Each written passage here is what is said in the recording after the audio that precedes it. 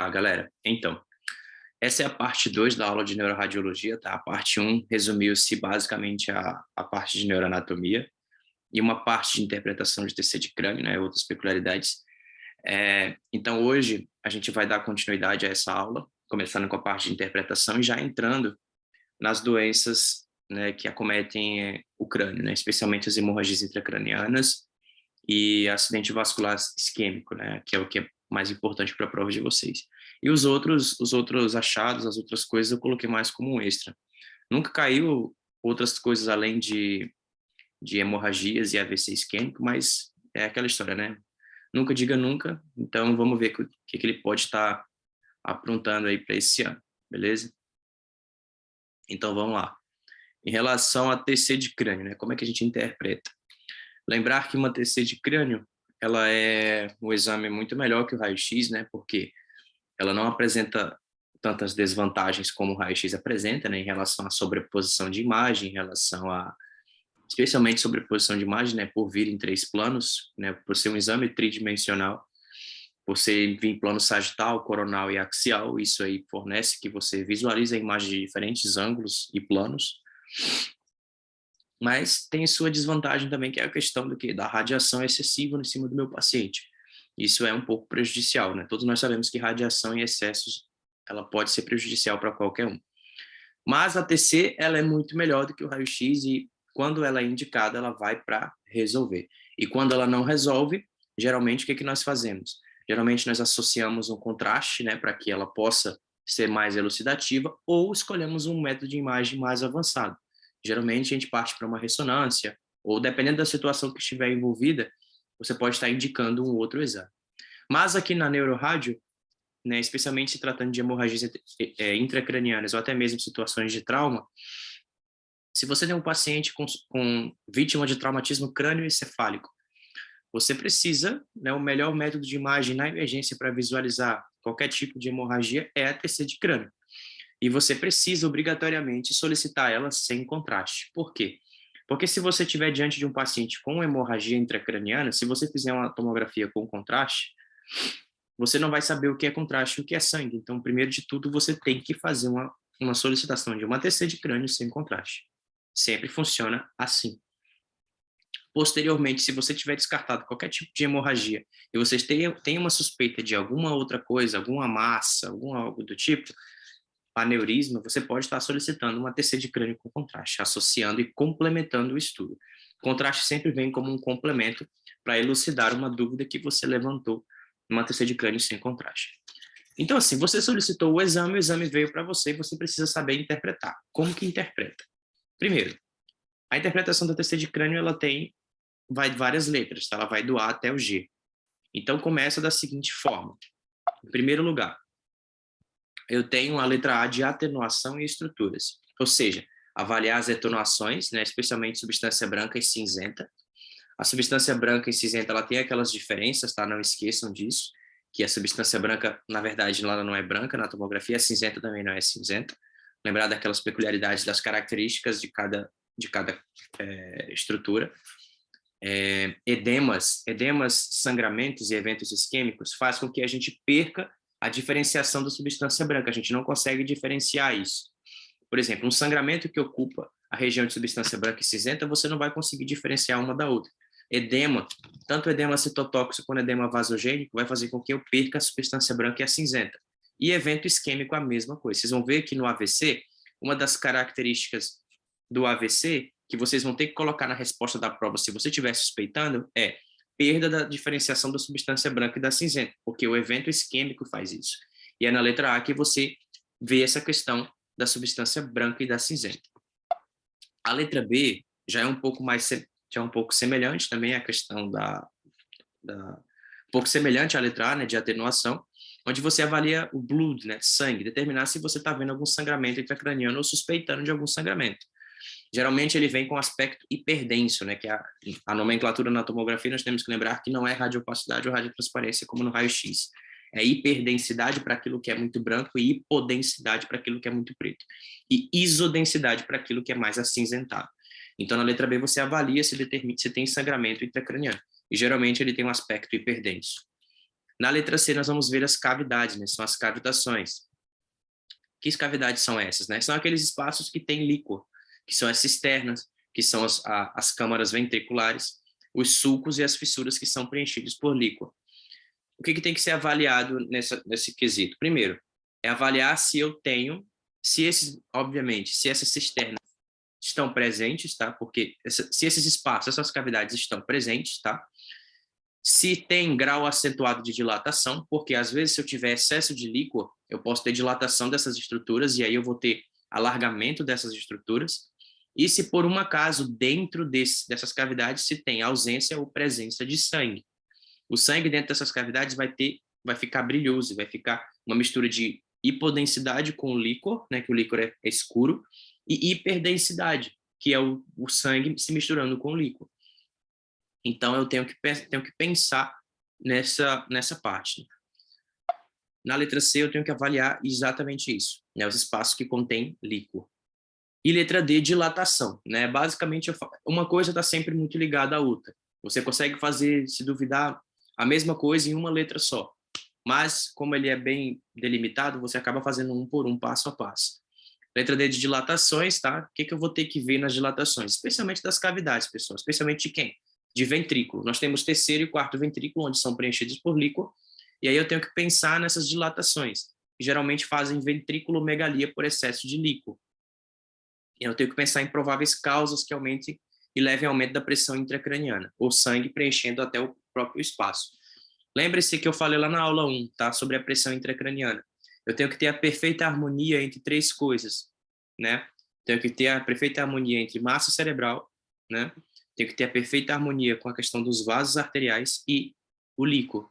Se algum desses três entrar em desequilíbrio, algum dos demais vão aumentar os seus níveis para que aquele desequilíbrio provocado pela perda ou ganho de outra estrutura que determina a pressão intracraniana entre em equilíbrio novamente. Então, por exemplo, um paciente, deixa eu só relembrar um pouquinho aqui, porque tem gente que não assistiu a aula 1. Suponhamos que um paciente tem um tumor cerebral. Esse tumor cerebral vai acabar, querendo ou não, compondo a calota craniana. E a calota craniana, tem uma pressão dentro dela, e quem determina essa pressão é a presença de tecido cerebral, juntamente com presença de líquor e vasos arteriais. Esses três, em perfeita harmonia, determinam a pressão intracraniana, que geralmente tem um valor aproximadamente de 13 milímetros de mercúrio. Se por um acaso um paciente com tumor cerebral, vocês concordam que o cérebro está ganhando um componente a mais, então aquele componente a mais vai aumentar a pressão intracraniana. Então eu vou ter um paciente sintomático. Hipertensão intracraniana faz sintomas no meu paciente. Então tá, suponhamos que ele foi diagnosticado com esse tumor cerebral e tudo mais, e aí ele vai fazer uma lobotomia, que é o quê? Tirar aquela massa, aquele câncer do cérebro, logo ele vai perder um pedaço do cérebro. Então, tirou um pedaço de um componente que trabalha na harmonia da pressão intracraniana. E aquele pedaço não vai nascer novamente. Então, o que geralmente acontece? Eu tenho um aumento das outras estruturas que determinam a estabilidade da pressão intracraniana, que é os vasos arteriais ou o líquor. Os vasos, eles não vão nascer, não vão crescer, eles não vão se proliferar para ocupar aquele espaço. Então, o que o cérebro faz? Ele aumenta a produção de líquor, que é quando eu posso ter momentos de dilatações no terceiro ventrículo, principalmente, que é onde é produzido o líquor, lá no ventrículo, né? Então, lá onde é produzido, vai ter um aumento dessa produção, logo eu posso ter dilatações. Na letra E, de external, que é a calota craniana, a principal coisa que eu vou avaliar aqui, pessoal, é se há fraturas, tá? Incluindo a base de crânio. Letra F. A letra F de Fisher Scale, ou escala de Fisher, ela só vai se aplicar durante as hemorragias subaracnoides, tá? Ela nunca vai entrar em outras situações, tá? Nós vamos falar de hemorragia subaracnoide. Letra G de Ghost, né, os artefatos, tudo aquilo que não pertence ao meu paciente, dreno, prótese ou qualquer outro objeto presente. Não se esqueçam que essa interpretação aqui ela vai do A até o G, mas a F não é utilizada apenas em hemorragias subaracnoides, e G, né, tudo aquilo que não pertence ao meu paciente, né, todo objeto extra, igual lá no tórax. Então vamos falar de um caso clínico aqui, pessoal. Em primeiro lugar, Maria, 26 anos, moradora do município de Pimenta Bueno, curso sexto período, de administração no município a administração de empresas, no município vizinho, Cacoal, e por esse motivo ela se desloca de Pimenta Bueno para Cacoal, tá? E ela divide os custos do translado com sua amiga, que cursa direito na mesma instituição.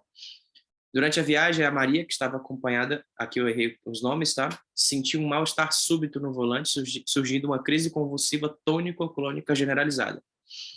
Devido à crise, ela perdeu o controle do carro, que capotou inúmeras vezes.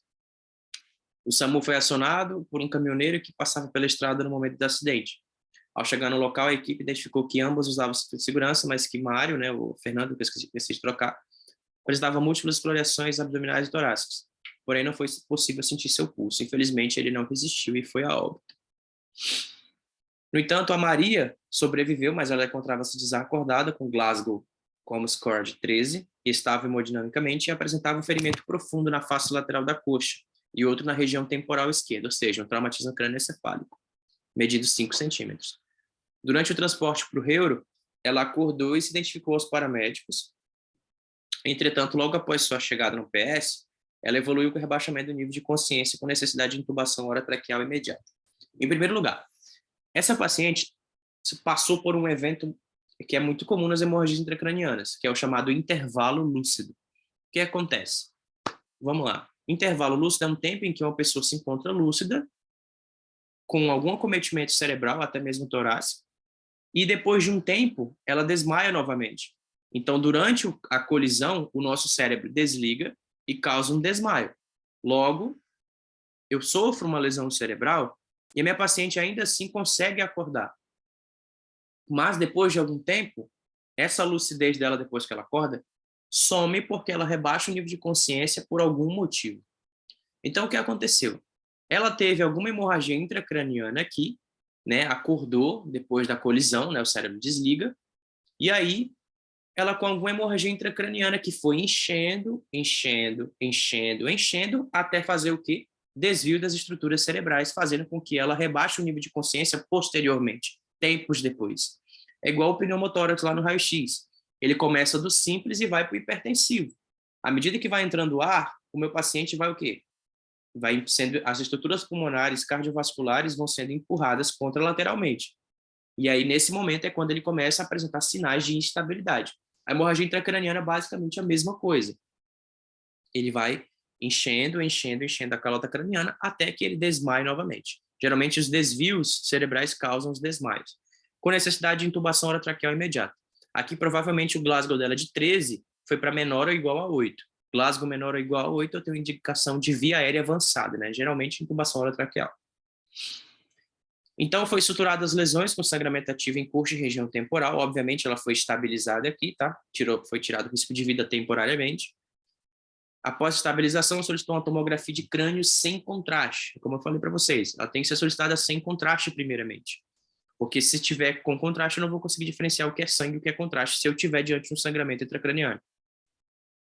Onde evidenciou uma área espontaneamente hiperdensa, biconvexa adjacente ao epitélio, exercendo efeito compressivo sobre o parênquima encefálico adjacente. Esse efeito compressivo, com certeza, é o que determinou o desmaio dessa paciente, esse rebaixamento de nível de consciência dela. Uma imagem hiperdensa, biconvexa e adjacente ao epitélio. Galera, essa é uma descrição típica de uma hemorragia epidural. Tá? Uma imagem hiperdensa, biconvexa e adjacente ao epitélio, geralmente, é uma hemorragia epidural, tá? Então, vamos começar a falar sobre as hemorragias intracranianas, que resume-se a extradural ou epidural, subdural, subaracnoide ou intraparenquimatosa. A hemorragia epidural ou extradural, gente, ela ocorre entre o crânio e a dura mater. E a partir desse momento é importante vocês relembrarem que o crânio a dura mater, a aracnoide e a pia mater, elas vão ter seus espaços pessoais entre elas. E vocês conhecendo esses espaços, vocês vão conseguir determinar onde que está cada hemorragia. Então, a hemorragia epidural vão sempre do mais externo para o mais interno. A epidural, ela acontece no espaço epidural que fica entre o crânio e a dura mater. O que acontece nessa hemorragia, gente? A principal causa dessa hemorragia é trauma, é ruptura de artéria meníngea média, né, que fica mais localizada e irrigando a camada externa da dura mater. Essa região é muito mais predominante vasos arteriais. Então, a principal etiologia de hemorragia epidural é arterial. especialmente a artéria meningea média. Ocorre o intervalo lúcido, desmaia, depois acorda. Após um certo tempo, o sangue fica em altas quantidades a ponto de comprimir o parênquima cerebral, né? Sofre uma herniação, que é quando o meu paciente desmaia novamente. Então, assim, a epidural, como é um sangramento arterial, a vazão de sangue vai ser muito rápida, então ele vai encher rapidamente. Só que eu tenho uma outra hemorragia, além da epidural, que também acontece no intervalo lúcido, que é a subdural. Eu vou falar mais para frente sobre o intervalo dela. Mas, ó, o intervalo lúcido da hemorragia epidural é menor que o intervalo da subdural, vocês vão saber o porquê já já. Mas saibam que tem a ver com a questão da etiologia. A etiologia da epidural é por artéria, e a etiologia da subdural, que eu já vou adiantar para vocês, é por sangramento venoso. Então, a vazão da artéria é muito mais rápida que a veia. Logo, o sangramento arterial ele enche muito mais rápido do que um sangramento venoso. Então, o sangramento da subdural que é venoso, ele vai sempre ser um sangramento baboso. Ele vai liberando aquele sangue ali numa boa. Depois de um tempo, ele vai comprimir o parênquima, porque ele vai encher demais, obviamente. E aí eu tenho o quê? Um sinal específico, né, que é uma lente biconvexa na hemorragia epidural, que faz com que eu tenha o famoso sinal do limão ou sinal do barrigudinho, tá bom? Então, como é que eu vou laudar uma imagem de hemorragia epidural, pessoal? Como se trata? Atentem-se ao chat, tá? Eu vou digitando aqui para vocês. Atentem-se a essa sequência de perguntas para vocês responderem uma questão de prova.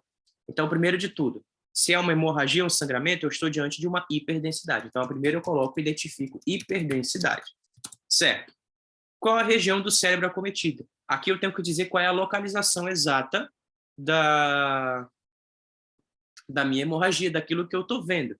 Então, aqui eu posso dizer tranquilamente que é do lado esquerdo, né? Lembrar que isso aqui é o lado esquerdo do cérebro. Deixa eu pegar uma caneta aqui. Aqui é o lado esquerdo, ó, só para deixar registrado. E eu tenho essa imagem aqui, que geralmente está pegando a região parietotemporal, né? E também pega um lado da occipital. Então, aqui eu posso estar falando tranquilamente que a gente identifica uma hiperdensidade na região parietotemporal esquerda. Não esqueçam de colocar o lado, tá? Se vocês esquecerem um lado ou errarem um lado, direito ou esquerdo, o professor tira ponto, tá bom? Então, eu identifico hiperdensidade na região parietotemporal esquerda, beleza? Já respondi minha segunda pergunta, né? Que foi qual a região do cérebro acometida. Terceira pergunta. Como que é essa hiperdensidade? Galera, é você descrever como é que ela é essa hiperdensidade. Justamente o que vocês estão vendo. Vocês estão vendo uma hiperdensidade em aspecto de lente biconvexa. Aí você pode colocar entre parênteses, assemelhando-se ao sinal do limão ou barrigudinho, vocês podem estar colocando assim.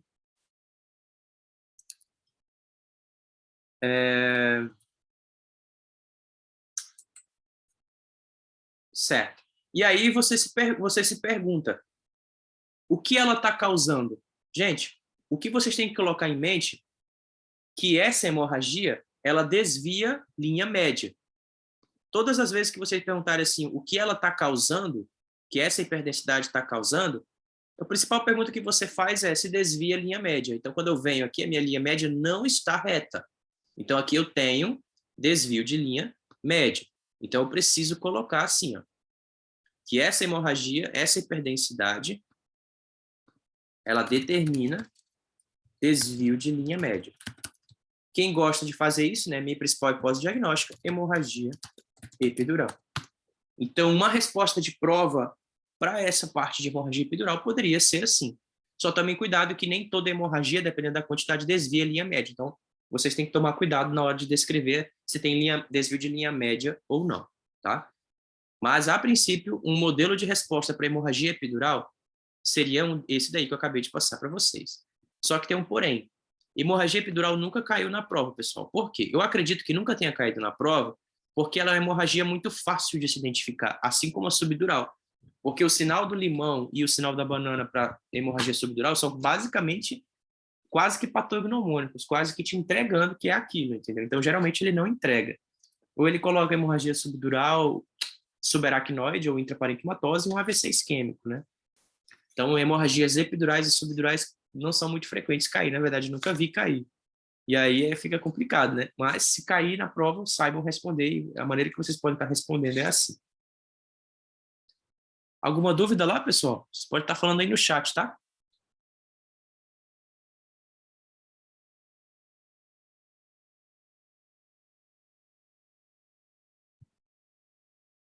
Ah, perfeito. Boa, Adolfo. Legal, legal, legal. Bem lembrado, mano.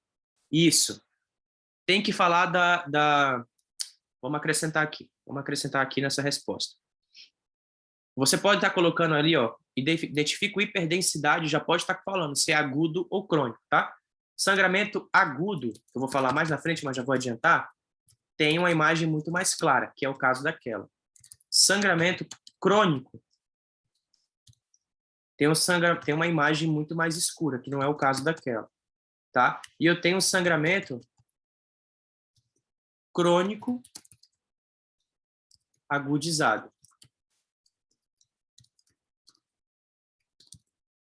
que é uma mistura de um sangramento, de uma imagem clara mais escura.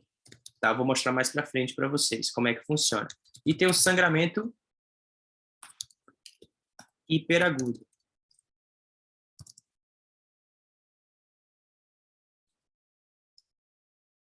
Certo. Essa parte de sangramento, o Adolfo relembrou bem.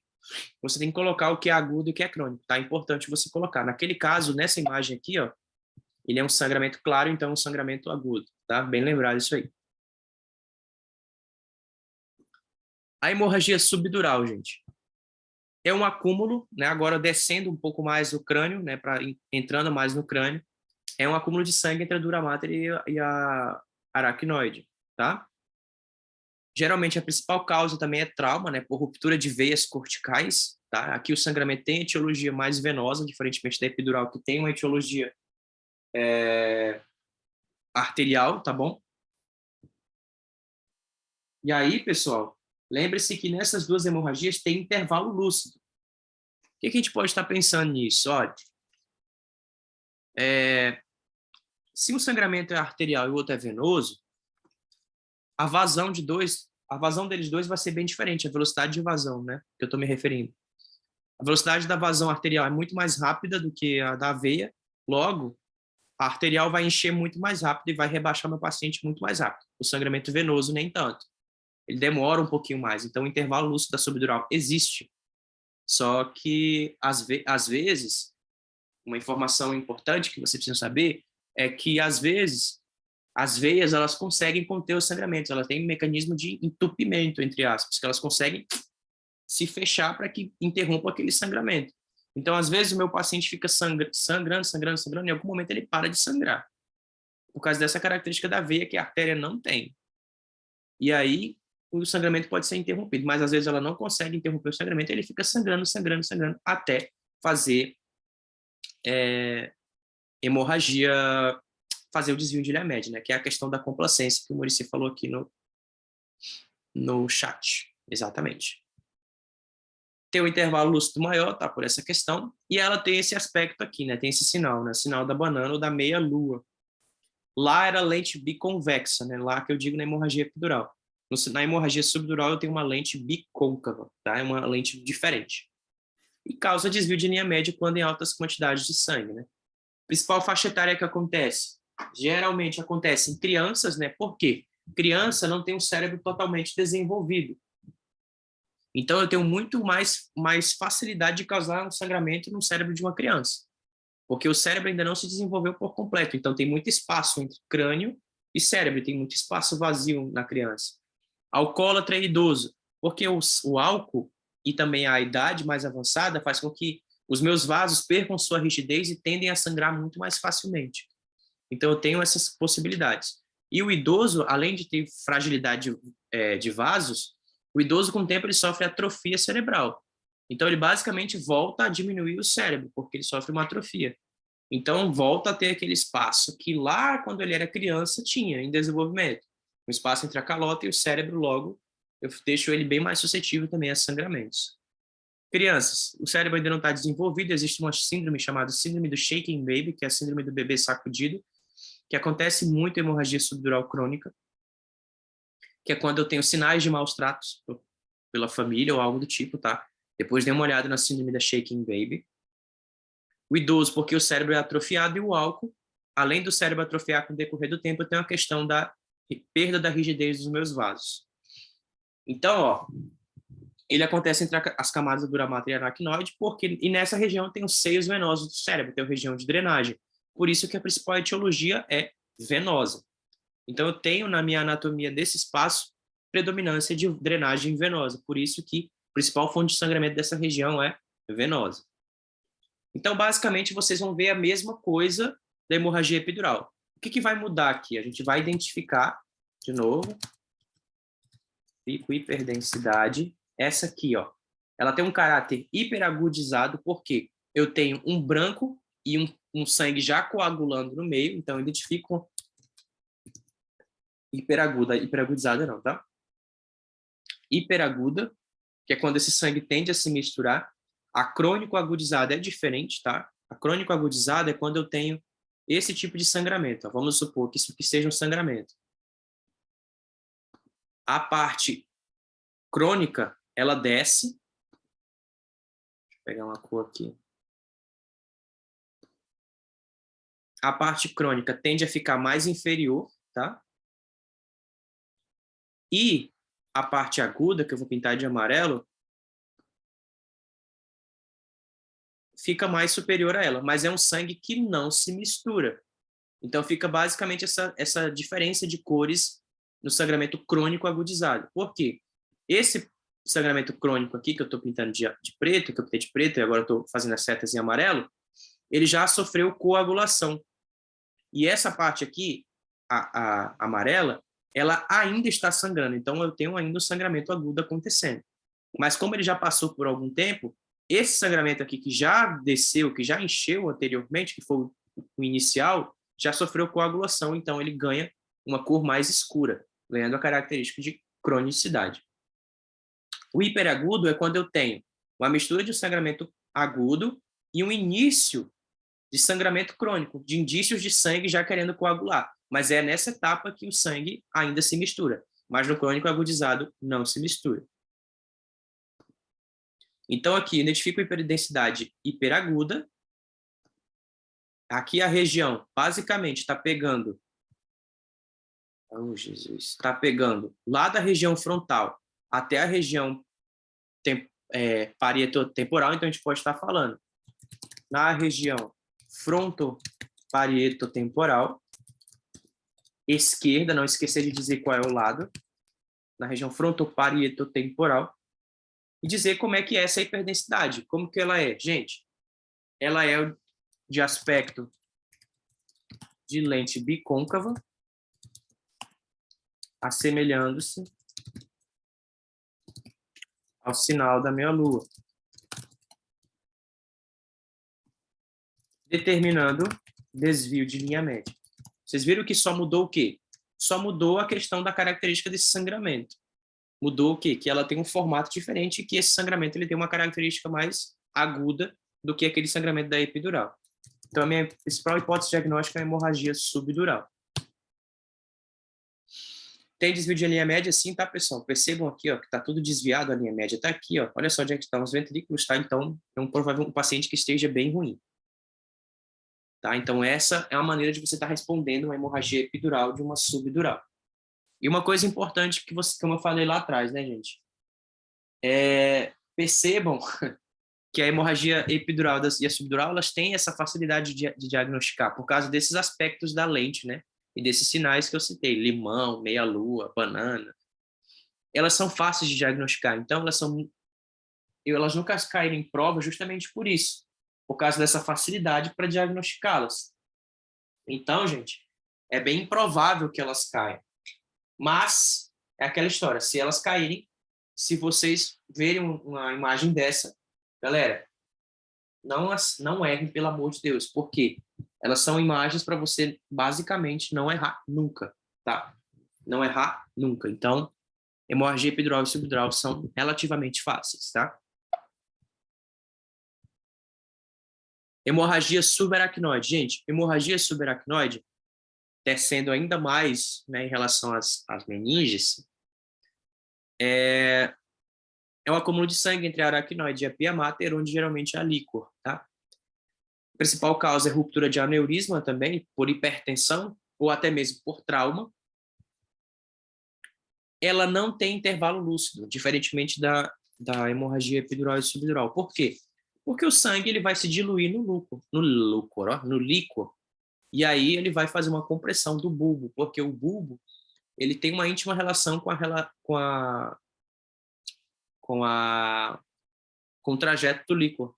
E aí esse líquor vai aumentar a sua quantidade, vai aumentar a quantidade de sangue, e aí eu vou ter uma compressão do bulbo e o paciente vai fazer alguns sintomas, especialmente respiratórios. Então o sangue basicamente vai adquirir o formato do cérebro. Vamos lá. Ó, como se trata de hemorragia subaracnoide, eu tenho que usar a minha escala de Fischer. Então aqui eu tenho que colocar a resposta do Fischer.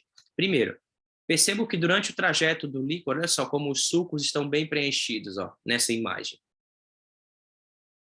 Olha só aqui a cisterna, essa cisterna, esses ventrículos, só aqui que não está totalmente preenchido. Mas percebam, ó, aqui eu tenho sangramento, e aí eu tenho que colocar dentro da escala de Fischer. A escala de Fischer ela vai de 1 a 4, pessoal. A escala de Fischer 1 é basicamente uma tomografia normal, que vocês nunca vão ver. E a Fischer 2 e 3, elas andam basicamente lado a lado. Por quê? Elas têm um valor de referência para você determinar. E também tem um evento que acontece, que é a questão da formação de coágulos, só que você às vezes não consegue determinar a presença deles. Então, na resposta de prova, vocês sempre vão colocar Fischer 2/3. Por quê? Eles sempre andam em conjunto. Agora, o Fischer 4 não. O Fischer 4 ele é diferente. Por quê? Porque o Fischer 4, pessoal, o Fischer 4, ele vai fazer acometimento intraventricular. Eu vou ter tudo isso aqui, ó, mas dentro dos ventrículos eu vou ter sangramento. Então, quando eu vejo uma hemorragia subaracnoide como essa, ó, aqui que preenche todos os sulcos e tem sangramento, o mínimo que seja dentro de ventrículos, ó, isso é um Fischer 4. Então, coloquem uma coisa na cabeça de vocês, ó. Se vocês veem uma hemorragia subaracnoide e vocês não estão vendo sangramento intraventricular, ele não é Fischer 4. Provavelmente ele vai ser um Fischer 2/3. Então, como é que vocês podem estar respondendo? Identifica, hiperdensidade. Aqui o caráter geralmente vai ser mais agudo, na maioria das vezes, tá? Porque se você deixar isso se prorrogar, o paciente morre. Então, eu identifico hiperdensidade, que preenche, falando dessa imagem aqui, tá? Preenche as cisternas e sulcos de todo o cérebro. Tá? Então, eu estou mostrando onde é que estou falando que é, né, o que eu estou vendo, e onde é que está. Ela está preenchendo os sulcos e as cisternas de todo o cérebro. O que ela está causando? Ela não desvia a linha média, que não desvia a linha média. E é isso. Você tem que dizer basicamente onde é que está. Dizer o que ela é e onde é que está. E o que ela não está fazendo, porque geralmente ela não desvia a linha média. Então aqui você já pode colocar sugestivo de hemorragia subaracnoide do tipo Fischer 2/3. Tá? Essa é uma possível resposta para hemorragia subaracnoide. Lembre-se de uma coisa.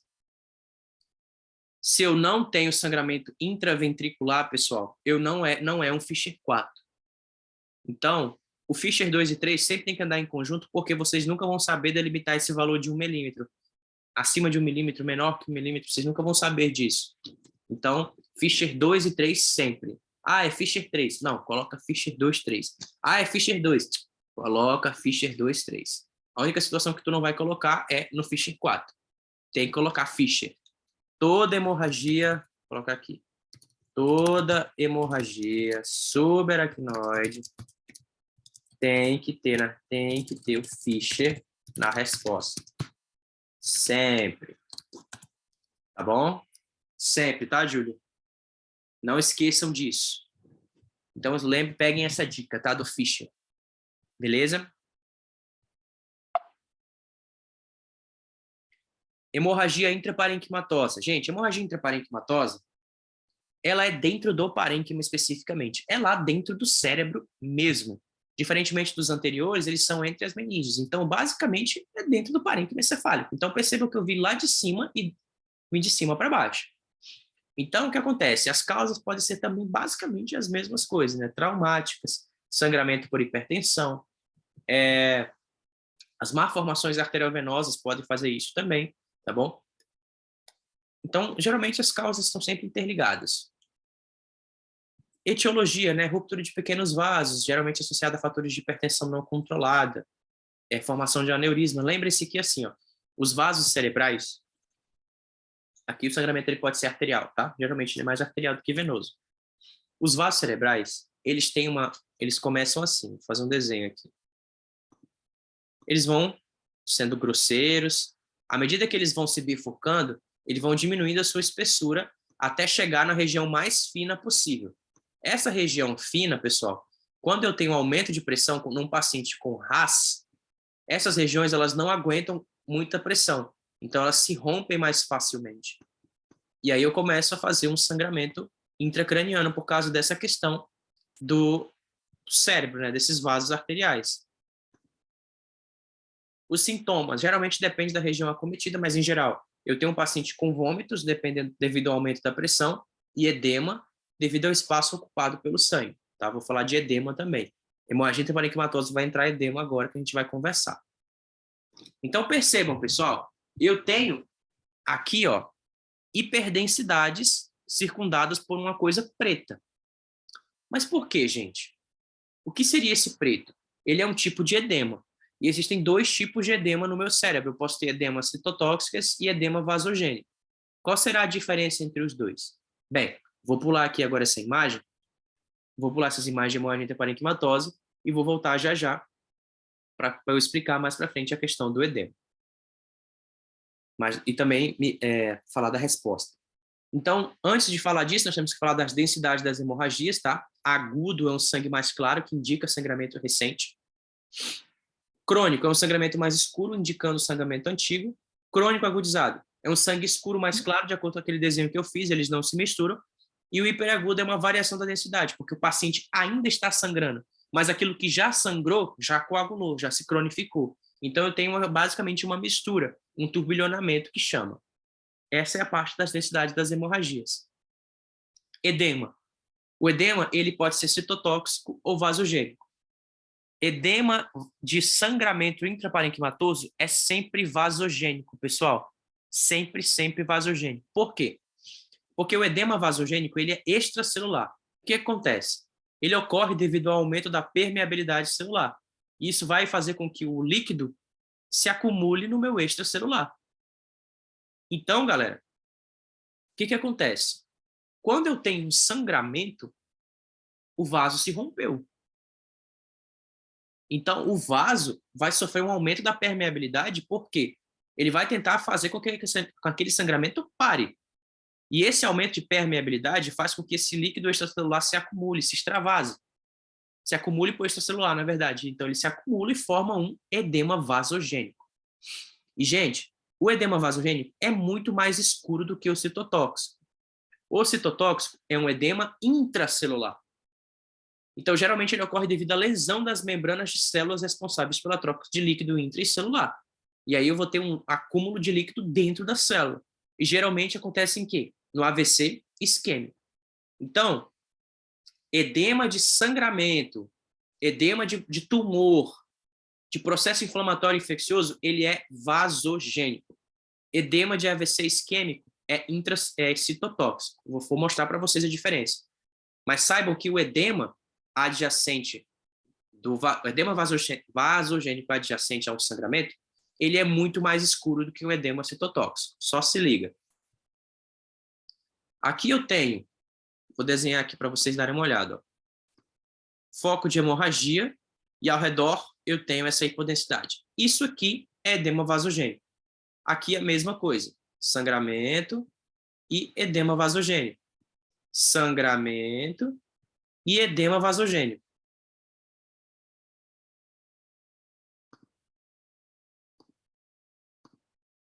E aí, pessoal, percebam que é um edema muito mais escuro do que o citotóxico. Eu vou mostrar para vocês lá em AVC isquêmico qual é a cor desse sangramento. Então, vamos lá. Como que a gente vai laudar isso? Então, a gente identifica, vou fazer só de uma, tá? Hiperdensidade aguda. Cuidado para não confundir essa questão de turbilhonamento. No parênquima cerebral. Percebam, gente, ela é dentro do parênquima. É lá dentro mesmo, literalmente. Percebam que ela é muito diferente de uma hemorragia subaracnoide, de uma epidural e de uma subdural. É dentro do cérebro mesmo, tá? Então, aqui, ó, é na região frontal direita.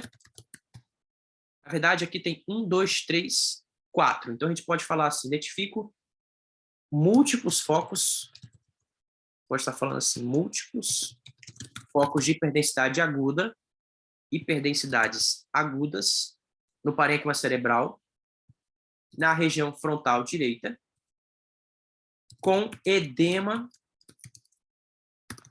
vasogênico adjacente. Determinando... Ah, tá. Uma coisa que eu esqueci de falar aqui, ó. De bordas mal delimitadas, tá? Mal delimitadas. Com edema vasogênico adjacente, determinando desvio de linha média. Hipótese diagnóstica, hemorragia intraparenquimatosa.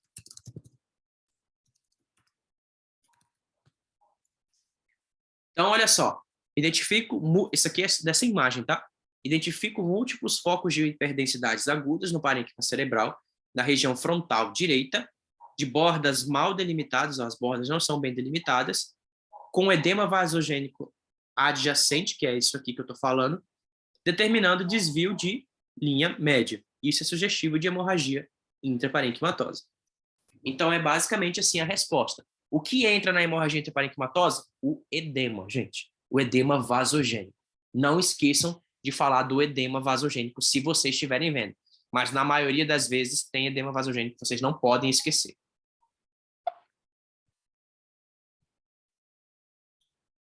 Olha só, pessoal. Olha a diferença do vasogênico para o citotóxico. O vasogênico ele é muito mais hipodenso, pessoal. Ele é muito mais escuro. E o citotóxico é bem mais claro. Então, o edema vasogênico é mais escuro, tá? E o citotóxico, isso aqui é uma imagem de um AVC isquêmico, tá? E esse edema citotóxico é sugestivo de AVC isquêmico. Vamos falar agora de AVC, de acidente vascular cerebral isquêmico. Pessoal, tudo bem? Alguma coisa? Querem perguntar alguma coisa? Falar alguma coisa? Podem falar, se vocês quiserem.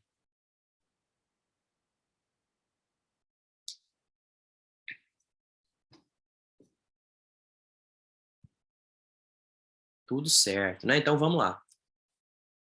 Vamos falar de acidente vascular cerebral isquêmico, pessoal. Vamos lá.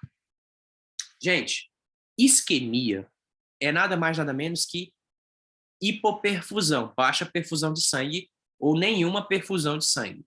O que acontece, pessoal? Eu tenho uma oclusão trombótica de algum vaso arterial do meu cérebro. Então, algum trombo que veio de alguma região, de membro inferior, do coração, do que for, sobe para as minhas irrigações arteriais cerebrais e faz uma oclusão de algum ponto. Logo, quando eu faço uma oclusão, eu não vou passar mais sangue para aquela região tecidual que vai sofrer hipoperfusão tecidual. E aí depois ela faz uma isquemia tecidual. E aí, gente, é onde eu começo um evento chamado acidente vascular cerebral isquêmico. Quais são os sinais precoces? Eu tenho um sinal precoce chamado sinal da artéria hiperdensa, tá? Apagamento do núcleo lentiforme, isso aqui é uma característica de posição, e apagamento do córtex da ínsula. Mas por que eu estou falando isso? Porque o núcleo lentiforme e o córtex da ínsula? Porque são regiões onde mais acontecem os acidentes vasculares cerebrais isquêmicos, que é onde a artéria cerebral média,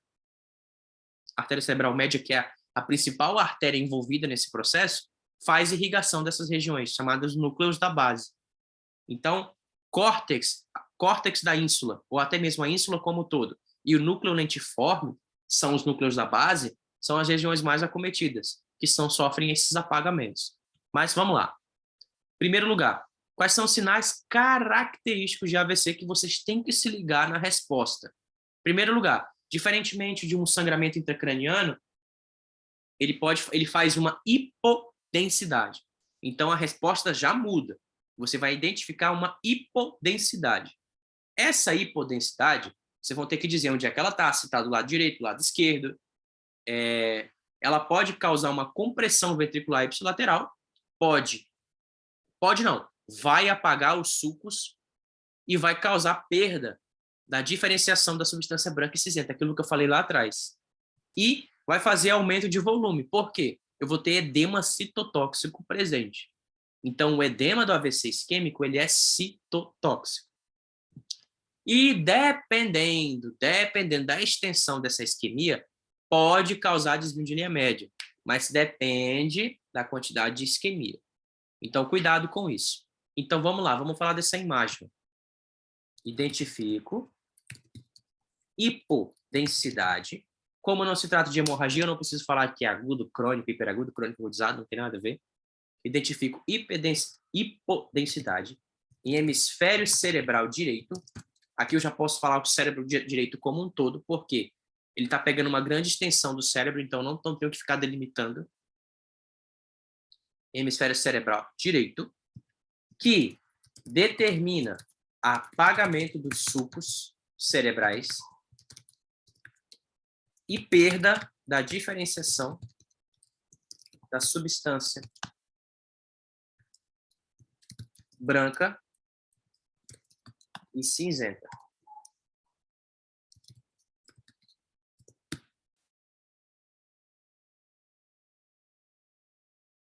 Que determina apagamento dos sulcos cerebrais e perda de sulcos cerebrais, vírgula, perda da diferenciação da substância branca e cinzenta e discreto desvio de linha média, porque eu tenho, sim, um discreto desvio de linha média aqui. Ó.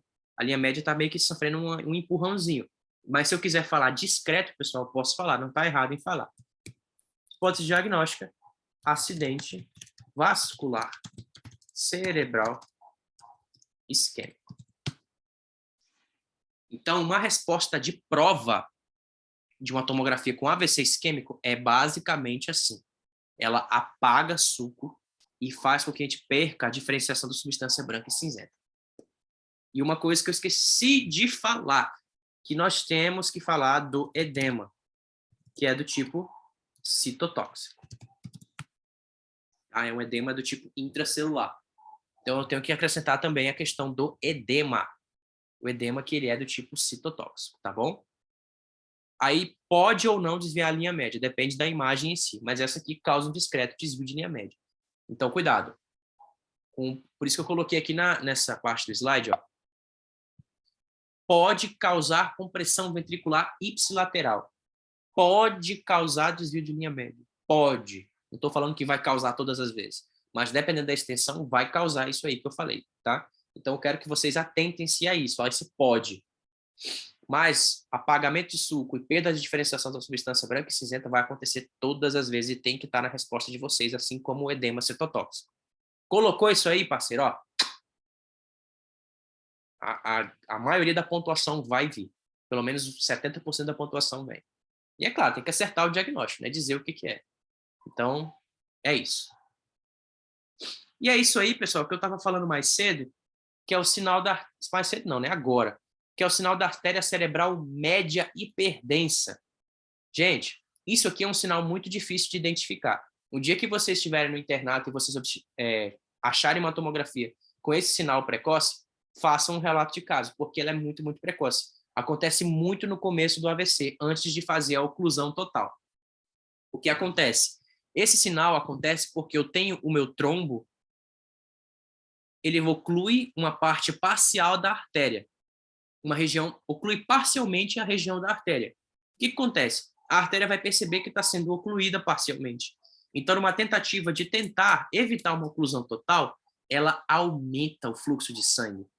E aquele sangue que está sendo ocluído parcialmente começa a fazer o quê? Começa a coagular. Começa a perder suas propriedades. Logo, ele vai ficando brilhoso. Então, esse sinal, ele é um sinal precoce. Só que, geralmente, o que acontece? Depois que faz a oclusão total, isso aqui desaparece. E aí começa aquele processo de isquemia, como essa imagem aqui. Então, isso aqui começa primeiro e depois evolui para isso aqui. Só que isso aqui acontece muito rápido, ou às vezes nem acontece. Por isso que é muito raro de acontecer. Mas aqui o que você tem que dizer é que você só identifica o sinal da artéria cerebral média hiperdensa, do lado direito. Acabou. Acabou. Esse é um sinal precoce de AVC isquêmico. Aqui a gente não tem isquemia, a gente não tem desvio de porra nenhuma. É isso. E ponto final. Tá? Aqui, pessoal, só para ajudar vocês a elucidar as respostas, ó, nunca aconteceu do professor Pedro fazer isso, tá? Mas suponhamos que ele deu uma questão de AVC isquêmico, ele peça para você laudar, letra A, né? A letra B, pós-diagnóstico, numa eventual letra C, ele perguntar assim, qual é o território... Vamos lá, suponhamos que sofreu uma isquemia dessa região aqui. Qual artéria faz irrigação daquele território que fez isquemia? Ele pode perguntar isso.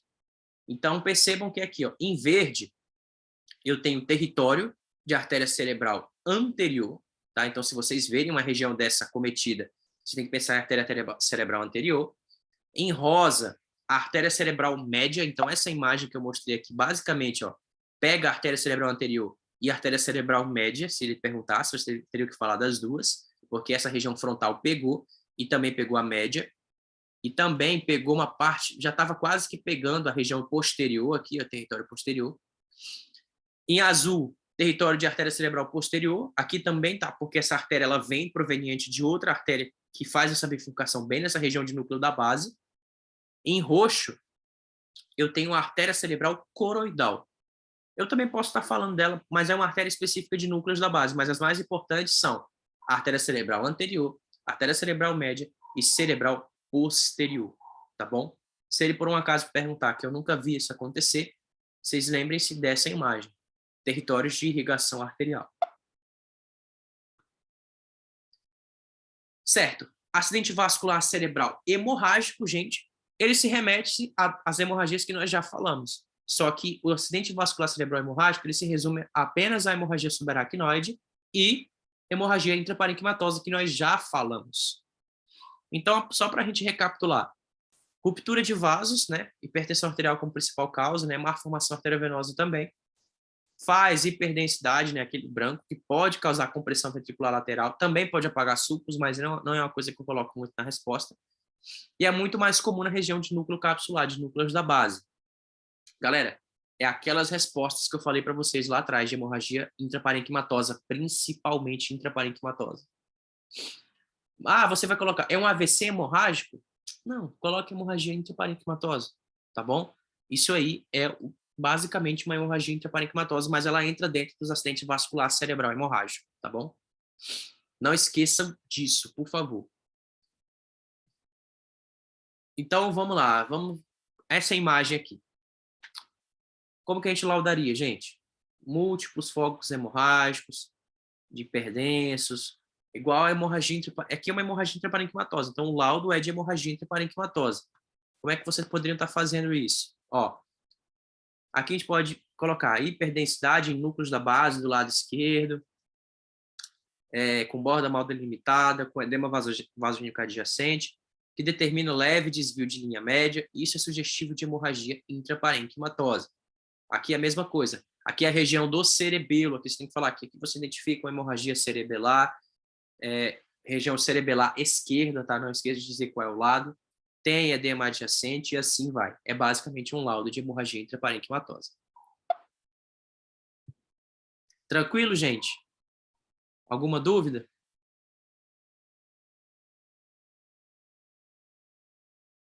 Vamos fazer uma pausa rapidinho.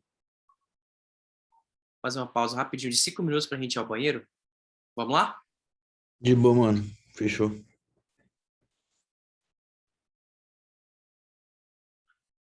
As regiões de encefalomalácia, como eu estava falando, ou gliose, são regiões de tecido cicatricial, tecido cicatrizado. Pacientes que eles têm que geralmente estar vivos, né, que sofreram alguma lesão. Então, encefalomalácia é mais pós-lesional. Então, que acontece? São regiões de cicatrizações e são regiões hipodensas. São só regiões hipodensas, ela não tem essa característica. Então, vamos supor um paciente com hemorragia severa. O grande problema do paciente com hemorragia é que não é só o sangramento que ele vai ter o problema. É um paciente que também vai sofrer com isquemia. Por quê? Aquele sangue que estava irrigando alguma coisa, ele não está mais irrigando. Então, aquela região que estava recebendo aquele sangue, que está sendo extravasado, vai sofrer isquemia também. Então, tem também esse extremo para o pessoal que tem hemorragia intracraniana. Ele não tem que se preocupar só com o sangramento, tem que se preocupar também com a isquemia, que aquele sangue não está mais irrigando aquele tecido na qual ele estava recebendo antigamente. E a própria isquemia, né? Minha AVC isquêmica. Então, eu faço lesões cicatriciais, mas esses pacientes precisam estar vivos para essas lesões acontecerem.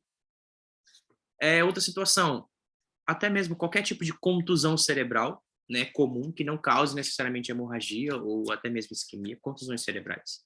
Enfim, geralmente o paciente tem que passar por traumas ou até mesmo lesões severas que causem danos no meu cérebro.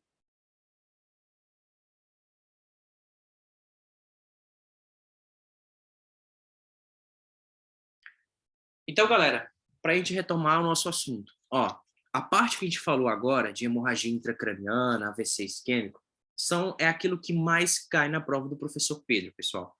É o que mais cai. Porém, eu vou aumentar aqui algumas coisas, falando de alguns assuntos para que vocês tenham mais chance de acertar caso caia. Gente, hidrocefalia não necessariamente é um achado isolado.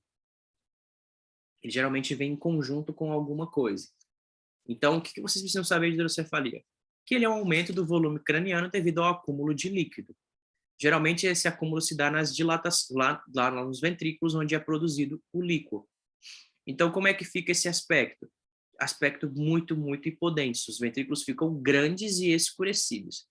Aqui, essa parte de comunicativa e não comunicativa, obstrutiva e não obstrutiva, são as causas de hidrocefalia. Mas isso aqui vocês não precisam se atentar. Mas vocês precisam saber que existe esse tipo de causa. Então, percebam como é que é uma hidrocefalia. Essa aqui é gigantesca, mas existem outras que são menores que essa. Então, se vocês verem uma imagem que tem a ventriculomegalia, não necessariamente desse tamanho, mas que tem alargamento, uma dilatação ventricular, vocês podem estar falando também em hidrocefalia, tá bom? Geralmente, pacientes com tumores fazem hidrocefalia. Por quê? Porque o tumor ele está ganhando uma composição cerebral, e aí vai fazer aumento da pressão intracraniana. E numa tentativa desesperada do corpo em tentar recuperar isso, ele vai produzir mais líquor, só que de uma maneira, tipo, meio que inocente, sem saber que aquilo vai mais prejudicar do que ajudar. Então, eu faço uma ventriculomegalia. Isso é uma hidrocefalia.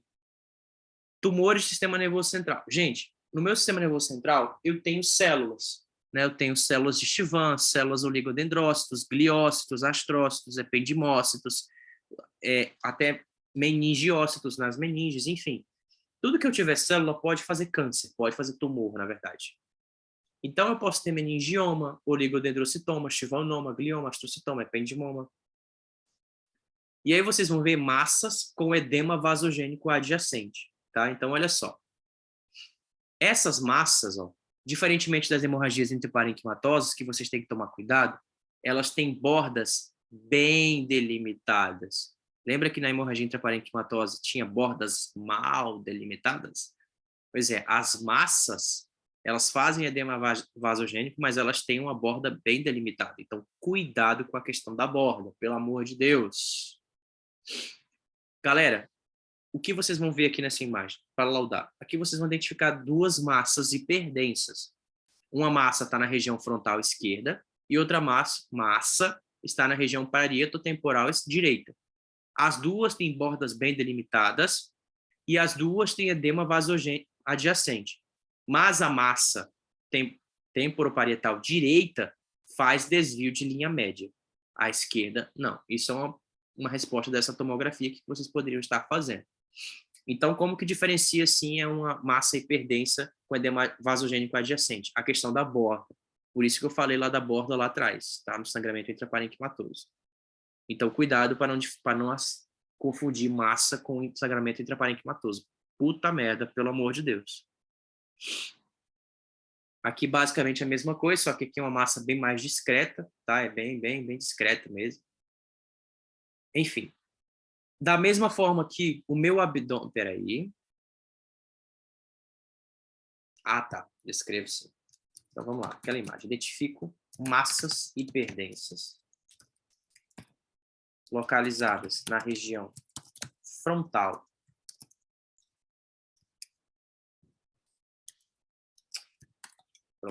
esquerda e região parieto temporal direita. Disse o que elas são, onde estão, pergunto como que elas são. Com bordas bem delimitadas, vou até colocar em caps lock aqui.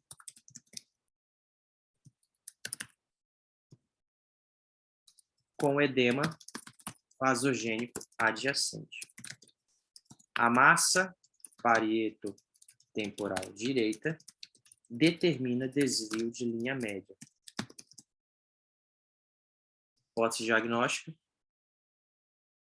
tumor. Não sei, só dá para saber por biópsia, né? Por análise histológica. Tumor. Massa cerebral. Massas cerebrais, né?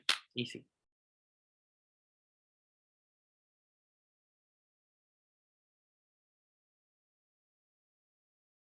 Coloca tumor, tá? Massa não. Coloca tumor cerebral. Tumores cerebrais, tá? Da mesma forma que eu tenho ar no meu tórax, ar no meu abdômen, eu posso ter ar no meu cérebro. Então, eu tenho um quadro chamado de pneumoencéfalo, que é a entrada de ar no meu crânio em um traumatismo aberto, né? Por fraturas, rupturas de dura mater, enfim, fratura de base de crânio. Geralmente, ferimentos por arma de fogo está muito bem associado. Então, o que acontece? O ar se acumula no espaço subaracnoide, subdural e epidural dentro do meu cérebro. Então, olha só como é que é um pneumoencéfalo, pessoal. Isso é um pneumoencéfalo. A descrição dele é basicamente, não tem muito o que dizer. É você dizer que tem uma hipodensidade sugestiva de pneumoencéfalo. É isso que vocês têm que saber. Tá? Então, geralmente, os pneumoencéfalos têm regiões de abertura. Nessa imagem aqui, eu não consigo identificar a região de abertura, ela pode estar mais para baixo. Se eu fazer um corte mais para baixo, eu posso até identificar. Mas, geralmente, os pneumoencéfalos têm regiões de abertura, que são comunicações entre o cérebro e a parte externa do corpo, né? Aqui mais um exemplo, ó. Percebam que é dentro da calota, tá, pessoal? Aqui é dentro da calota. Ó. Focos de pneumoencéfalo. Focos de pneumoencéfalo. Aqui eu tenho uma hemorragia, ó, uma hemorragia epidural. Ó.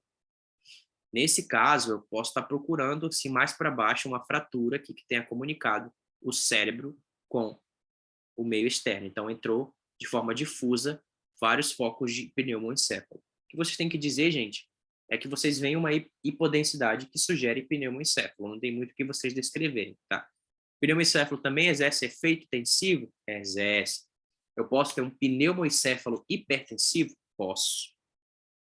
Então, eu tenho que ver também se ele desvia a linha média. Mas, geralmente, a causa dele, que geralmente é sangramento, desvia a linha média primeiro do que ele. Mas, vocês podem estar pensando nessas hipóteses também, se vocês observarem pneumoencéfalos isolados.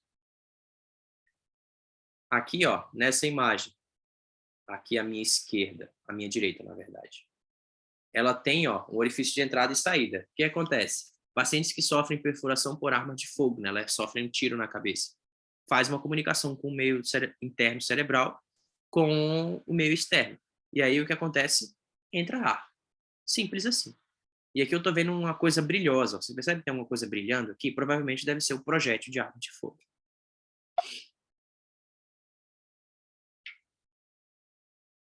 Aqui, mais uma vez, provavelmente também um projétil, ou até mesmo alguma coisa que o paciente tem, alguma sonda, sei lá, não sei exatamente dizer o que é isso aqui, mas tem algum corpo estranho aqui que causou um pneumoencéfalo nesse meu paciente. Tudo que for estranho vai causar esses brilhos na tomografia.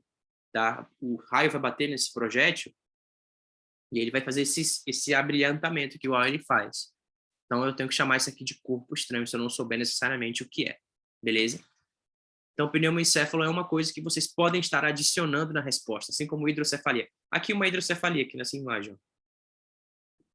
Uma hidrocefalia. Então, hidrocefalia, pneumoencéfalo são coisas que vocês podem estar adicionando se vocês observarem nos quadros de hemorragia intracraniana, se tiver perfuração por arma de fogo, enfim. Atentem-se a esses acréscimos nas respostas, tá? Pode acontecer. Aqui um exemplo também de só um corpo estranho, tá? Mostrando para vocês aqui como que ele se manifesta, ele sempre brilha, tá? Aqui eu tenho um pequeno foco de pneumoencéfalo, aqui um outro foco, tá? Mas isso aqui é bem minúsculo, tá bom? Isso aqui não é pneumoencéfalo, isso aqui é o seio, os seios etimoidais, tá? Que tem ar também. Hérnias. Pessoal, hérnias. O que seria uma hérnia? Uma hérnia, gente, é tudo aquilo que sai do seu devido lugar. Então, por exemplo, uma hérnia umbilical, uma hérnia inguinal, uma hérnia epigástrica, uma hérnia pulmonar, que não é tão frequente, mas pode acontecer. Uma hérnia... E hérnias cerebrais, né? Então, o que acontece? As pregas da dura mater, pessoal, elas fazem septos na região intracraniana, e aí ela vai dividir o nosso região intracraniana em diferentes compartimentos. O que acontece? Um paciente com hemorragia intracraniana, vocês concordam que tem hérnia. Por quê? O desvio de linha média, pessoal, é o efeito de herniação cerebral. O cérebro vai ser empurrado para uma região contralateral a um sangramento ou a um evento isquêmico, e aí ele faz uma herniação. Uma coisa que você pode estar colocando no lugar de desvio de linha média, ou acrescentando, é dizendo que está tendo herniação cerebral. Também vocês podem estar colocando isso. Porque eu vou ter um efeito de massa, um aumento de pressão, que vai empurrar minhas estruturas intracranianas e causar hérnias intracranianas. Então, vocês podem estar acrescentando isso também. Mas existem... A parte de hérnias eu trouxe mais para falar um pouco de clínica, não necessariamente de neurorádio. Mas olha só, dentro dos compartimentos que a dura mater faz, eu tenho um compartimento transcalvário, transtentorial, uncal, tonsilar e subfalcinar. Aqui eu tenho uma hemorragia epidural, ó, num plano coronal, que ela vai empurrar e vai fazer herniações dessas regiões. Então, eu tenho hérnia de subfalcina, eu tenho hérnia transtentorial, que são as regiões onde está sendo empurradas, hérnia de uncus, hérnia tonsilares, hérnias e a hérnia transcalvária. Então, percebam que isso acontece na maioria dos casos. E quando isso acontece, pessoal, meu paciente faz alguns sintomas. Então, por exemplo, hérnia subfalcínea ou do cíngulo. O giro do cíngulo, ele passa pela foice inferior à foice do cérebro, causando a hérnia subfalcina. Então, ele vai passar pela foice cerebral, inferiormente a ela. Eu vou ter uma compressão nela, e aí esse hemisfério vai ser empurrado para o lado oposto, e essa hérnia vai ser contida pela foice do cérebro, primeiramente. Então, o que vai acontecer, galera? Esse paciente vai ter sintomas muito específicos. Por quê? Primeiro, se for um sangramento epidural que esteja fazendo uma hérnia subfalcina, o que ele pode fazer? Ele pode fazer sintomas também de AVC isquêmico, porque essa herniação ela pode comprimir uma artéria cerebral, no caso, a artéria cerebral anterior. E se eu comprimir a artéria, eu não vou ter sangue, então eu vou fazer um evento de isquemia. E aí eu posso fazer sintomas de isquemia, que é a hemiparesia, né? Se for do lado esquerdo, eu vou fazer uma hemiparesia direita completa do meu corpo, né? Hemiparesia. Hemiparesia é o principal sintoma nesse tipo de situação. Então, hérnia subfalcina, isso aqui é mais para a parte clínica, tá, gente? É uma dessas situações que pode fazer. Então, como essa região fica mais anterior, eu posso fazer a compressão da artéria cerebral anterior e causar um evento isquêmico nesse meu paciente também. Hérnia de uncus, aqui é uma parte muito importante. Ela ocorre em situações graves, como os hematomas subdurais e extradurais ou epidural, né? Ela ocorre quando há um aumento de volume do andar supratentorial, tá? Então, ela vai forçar o cérebro para baixo, ela vai empurrar o cérebro para baixo, literalmente. E vai fazer com que a região do unco cerebral fique sendo espremida pela região da tenda do cerebelo. Então, essa herniação causa um sulco deixado pela borda livre da tenda, que pode fazer o quê? É isso aqui, ó. Uma compressão da região do uncus, ó. Quando o cérebro foi empurrado de cima para baixo, essa região vai ser o quê? Apertada, comprimida. E aí, o que o meu paciente vai fazer, galera? Ele pode comprimir mesencéfalo. E, gente, esse quadro clínico ele é um sinal de extrema gravidade, porque quando o meu paciente tem hérnia de Uncus, ele vai apresentar estado de coma permanente e midríase reativa. As pupilas deles não vão ter mais reação. Então, isso aqui, provavelmente, quando vocês verem um paciente com suspeita de hemorragia intracraniana, que tem midríase reativa, ou seja, aquelas pupilas que não reagem mais, sinal de morte encefálica. Provavelmente esse paciente não volta mais. Na verdade, ele não volta mais. Aqui só para mostrar para vocês, ó. Aqui onde tem um tentório, né, a foice do cerebelo. E aí, galera, o que vai acontecer? Quando o cérebro foi empurrado para baixo, ó, a tenda do Uncus vai colidir com o Uncus vai colidir com a tenda e ele vai ser espremido. O que vai acontecer? Eu vou ter compressão de artérias. A principal artéria dessa região é a artéria cerebral posterior. E aí ela vai fazer o quê? Isquemia. E aí o que acontece? Meu paciente faz o quê? Morre. Por isso que hérnia de Uncus basicamente também faz a mesma coisa que as outras hérnias. O problema é esse, pessoal. É fazer compressão dos vasos arteriais. E aí esses vasos arteriais não vão irrigar aquela determinada região, vão fazer isquemia, o paciente tem mais chances ainda de morrer. Tá bom? As hérnias tonsilares, né, que são as hérnias das tonsilas cerebelares, elas vão ser empurradas também para baixo e elas vão entrar no forame magno. E aí o que vai acontecer, gente? As porções do cerebelo que têm uma certa adjacência e vizinhança com o bulbo, elas vão ser forçadas para dentro do forame magno por causa do aumento do volume do cérebro. E aí eu vou ter compressão bulbar, que é o meu centro de respiração, que meu paciente pode sofrer parada respiratória. Então, por quê? O bulbo controla o meu centro de respiração, tá bom? E aí o que acontece? Meu paciente pode ter uma parada respiratória, tá certo? Enfim, hérnias tonsilares, tá? Vamos falar um pouquinho agora de crise convulsiva e TC de crânio. Lembrar que lá no caso, a crise convulsiva foi o causador do trauma, né, do acidente da Maria, né, que matou o Mário, enfim. Crise convulsiva, pessoal, aqui tá errado, tá? Crise convulsa, faltou o IVA. Várias coisas podem causar crise convulsiva. Paciente com mau estado epiléptico, né, que nascem com problemas, necessariamente, mas hemorragias podem causar isso. Hemorragias podem causar crises convulsivas. Tumores podem causar crises convulsivas. Então, a relação entre crise convulsiva e TC de crânio é basicamente para elucidar uma provável causa de crise convulsiva, que geralmente pode ser por tumor, por hemorragia e vice-versa. Ou, se eu não tenho nenhum nem outro, eu tenho que pensar em um exame mais avançado para eu pegar e diagnosticar aquele paciente com um problema de mal epiléptico, de epilepsia, por exemplo, que não se manifesta como hemorragia, como tumor, enfim, é um problema geralmente de região cerebral. Então, ela é limitada na avaliação, a tomografia. Só vai te ajudar a descartar diagnóstico diferencial. A ressonância ela vai ser indicada nesses casos. Por quê? Porque esse exame ele vai rastrear a lesão estrutural, né, que geralmente é estado de mal epiléptico, e alterações mais sutis que a TC não pega. Então, displasia celular, esclerose hipocampal, são causas de crise convulsiva.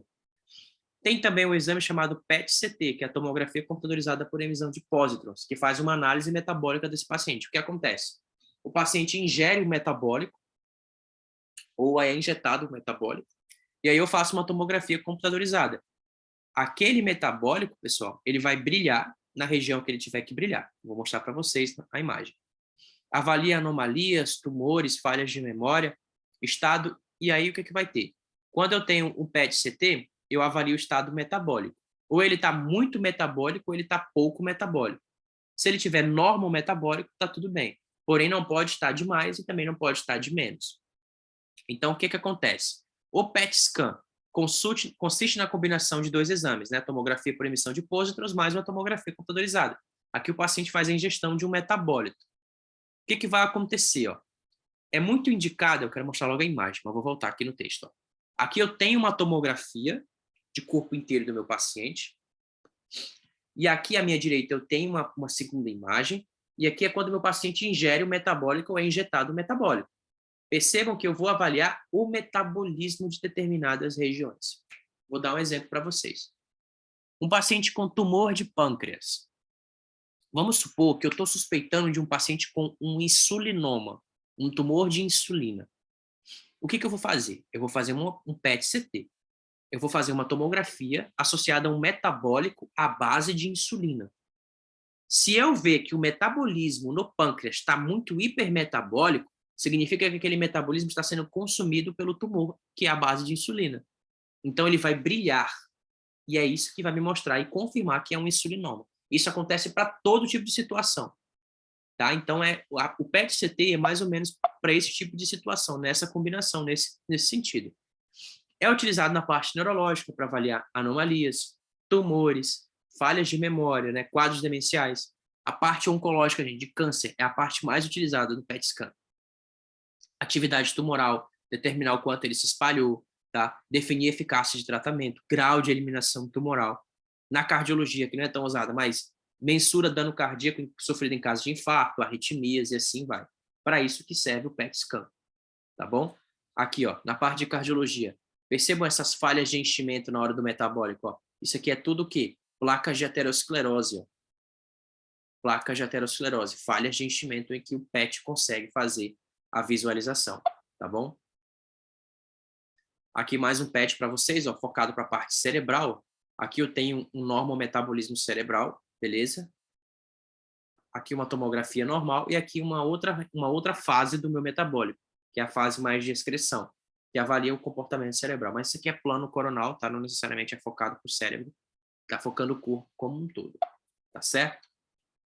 Então, galera, essa parte de hemorragias intracranianas, essa parte 2 da neuroradiologia é isso, tá bom? São as doenças propriamente dito. Lembrar que hemorragias intracranianas vão estar na prova, tá? Mas eu não acredito que epidural e subdural estejam, porque elas são fáceis de diagnosticar. Talvez uma subaracnoide para determinar o Fischer, não esqueçam do Fischer. E uma intraparenquimatosa, tá? Não esqueça da intraparenquimatosa, da borda mal delimitada e o edema vasogênico, por favor. Se for um tumor, ele tem que ter borda bem delimitada. Não esqueçam disso. E, é claro, AVC isquêmico, episódio de isquemia. Lembrar que faz apagamento de suco e perda da diferenciação substância branca e da cinzenta, tá bom? É isso que eu tinha para passar para vocês. Alguém tem alguma dúvida? Mano, brilhou demais, tá top. De boa, mano. Parabéns pela aula, irmão. Beleza, galera? A gente fica por aqui, tá bom? Qualquer dúvida que vocês tiverem, vou estar disponibilizando a gravação ainda hoje, se duvidar. Mas como a aula é grande, ela acaba demorando um pouquinho, tá bom? Beleza, pessoal? É isso. A gente fica por aqui, viu? E até a próxima. Se alguém tiver alguma dúvida, eu estou à disposição. Valeu, mano. Valeu, nego. Aí, tamo junto. Sabadão, Valeu. sabadão, sabadão. Tchau, tchau.